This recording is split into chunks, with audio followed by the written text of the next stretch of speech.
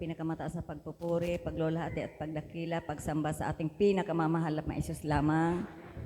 Double honor sa ating beloved Evangelist Willie Estrada Almeida sa pag-alaala sa mga inaiwang turo at aral ng ating beloved Assistant Pastor Lina C. Almeida at ng ating beloved Pastor Willie E. Almeida sa pagbati sa mga beloved children, buong Almeida family, sa lahat ng mga ginagamit sa banal na gawain dito sa Dako ng Salog, sa mga preacher, assign, magandang gabi po. Sa inyong mga minamahal, magandang gabi po sa lahat. Pinasalamatan ko mga may mahal ang ating mahal na Panginoon dahil talaga pong dito po sa gawain na to, dito ko po napatunayan na totoo at makapangyarihan ang ating Ama sa langit, mga minamahal. Alam niyo mga minamahal, maalala ko, hindi ko lang po maalala kung anong taon at buwan yun na yung pong ref namin mga minamahal, galing yun ng Maynila mga minamahal. Ang kuryente na noon mga minamahal ay is 110 mga minamahal. 110 lang po. Kaya yung kuryente natin dito ay 220 mga minamahal. Kaya kailangan niya ng regulator mga minamahal. Yung may regulator po siya na nakapatong po yung regulator doon sa ibabaw ng ref mga minamahal. At doon po sa ibabaw ng ref, doon pala natutulog yung aming pusa mga minamahal na alagang pusa mga minamahal. Isang araw mga minamahal na natulog po yung pusa doon. Siguro po sa kakausog niya mga minamahal, nahulog yung regulator mga minamahal at pumutok yun mga minamahal.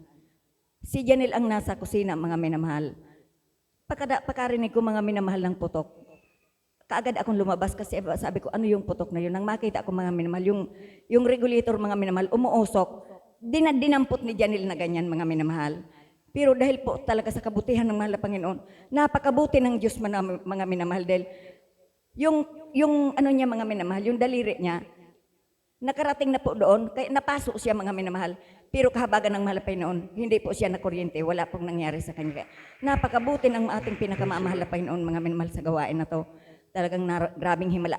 Kahit ako mga minamahal sa kabilaan ko, hindi po ako nakarebyok. Sumigaw lang po ako. Sumigaw lang po ako na walang kahit anong word na lumabas. Sumigaw lang po ako kasi nabigla po talaga ako na makita mo yung umuusok na kuryente, hawakan ng anak mo. Grabe, nabigla po talaga ako that time. Kaya naalala ko mga minamahal, sabi ko hindi ko papalayan na sa papasalamatan sa ating pinakamamahal na Panginoon na talaga pong napakabuti ng Diyos, paulit-ulit na pinapatunayan niya sa aming buhay na talagang totoo siya buhay sa gawain na ito mga minamahal. At hindi lang yan mga minamahal. Nung isang araw mga minamahal, nag-uusap kami ng aking mahal na anak na yung anak ko po sa dako ng Dubai mga minamahal na talaga pong yung pong nagsabi po siya na hindi na raw po naman siya nakakatulog. Pero yung mga nakarang araw mga minamahal, grabe po siyang kwento sa akin na yung pong nagkaibigan daw po niya, meron na po siyang itatapon ng mga damit. Pero yung mga damit na yun, may kabanalan mga minamahal. Mahahabang palda, mahahabang dress mga minamahal. Ngayon, gusto niya nang itapon kasi ayaw niya na. Pero hindi niya mga minamahal maitapon-tapon kasi sabi daw po, parang may sumisiksik po sa isip niya na ibigay kay Agnes mga minamahal yung anak ko, ibigay doon sa anak ko. Ngayon, tinawagan po yung anak ko na sabi daw ng kaibigan niya na, pumunta ka dito Nes kasi itong mga damit ko, ibibigay ko na lang to sa'yo. Kasi hindi ko alam kung bakit. Gusto ko na itong itapon, pero hindi ko maitapon-tapon kasi ikaw ang sumisiksik sa isipan ko. Natuwa po yung aking mahal na anak dahil yung damit niya mga minamahal, kasya sa kanya yung ibinigay na damit sa may mga kabanalan mga minamahal. Sabi raw niya, ay tama-tama to sa akin. Sabi raw niya mga minamahal, ang problema ko na lang dito yung blazer, yung puti na ipapatong ko dito. Sabi daw, puti kailangan mo. Meron pa ako dito marami. Binigay raw sa kanya mga minamahal. Kumbaga mga minamahal, binigay na ng mahal na Panginoon yung mga pangailangan niya sa kanyang pananambahan. Hallelujah. Napakabuti po talaga ng ating pinakamamahal na Panginoon. Alam niyo mga minamahal, kahit ganun pa man mga minamahal, hindi daw po siya, parang wala sa niyang manambahan. Pero ginagamit niya na po yung mga damit na yun. So, yung mga pambahay, ginagamit niya na po sa bahay. nakikita ko nga mga minamahal na may picture siya na may kabanalan yung damit niya. Tapos, may in-order daw po siya na Bible, nag-order daw po siya ng Bible, pero galing pa daw yun ng US, King James Version, mga minamahal. Yung Bible daw po mura, pero ang napakalaki mga minamahal, yung shipping fee, parang nanghinayang po siya na bili yung Bible sa ganung halaga. Kaya parang binaliwala niya na po yun. Ito pong nagdaang January mga minamahal, itong January na to mga minamahal, na hindi na naman po siya nakakatulog. Sabi ko sa kanya, may mga pagkukulang ka, sabi ko, yung mga ginagawa sa inong mahal na Panginoon, kahit minsan hindi mo man lang ma-appreciate na mapasalamatan ang ating mahal na Panginoon sa kabila ng mga pagpapala na binibigay niya sa iyo sa bawat sandali, sa araw-araw, sa maginawa niya sa iyo dyan na kung wala ang mahal na Panginoon, napahamak ka na sana dyan sa lugar na yan dahil matagal na panahon na wala kang papel. Pero pinag-ingatan ka ng mahal na Panginoon at pinagpala. Kahit minsan hindi mo man lang yan maalala, pasalamatan ang mahal na Panginoon, sabi ko po sa kanya. Kaya sabi niya, mama niya, magsasamba ako bukas, loobin, makadalo ako bukas kasi niya mama doon. Dito niya, ang gawain is 7 o'clock, ang umpisa.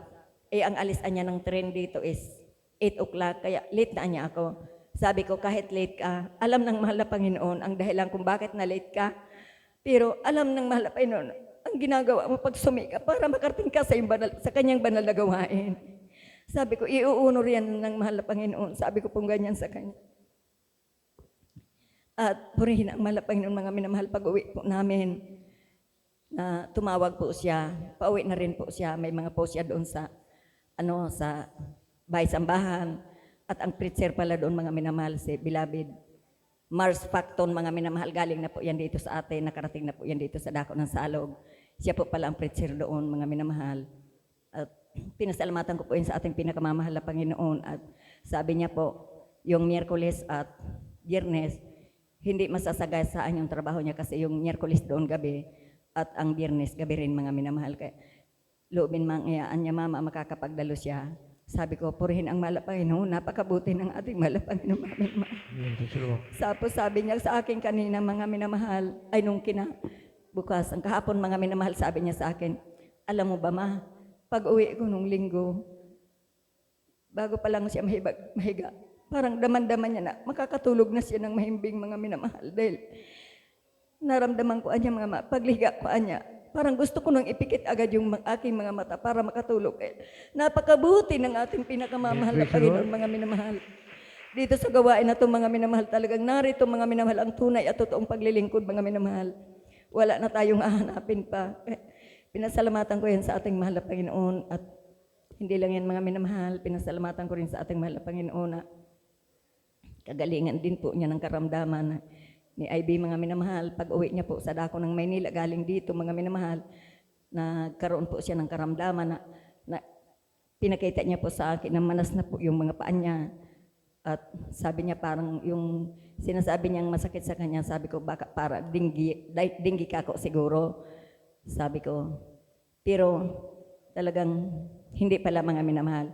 Pagkukulang niya rin sa ating pinakamamahal na Panginoon. Siguro po nagsaliksik din siya sa sarili niya, na-realize niya na may mga pagkukulang siya, at ayun, mga minamahal, pinatawa din siya ng mahal na Panginoon. Pinagaling siyang lubusan ng ating pinakamamahal na Panginoon. Labis ko po yan pinasalamatan sa ating mahal na Panginoon dahil sabi ko sa aking mga anak, mga minamahal, pasalamat kayo dahil sa kabila ng mga pagpupumiglas ninyo para gawin ang mga makasanlibutang bagay, hindi kayo binibitawan ng ating pinakamamahal na Panginoon.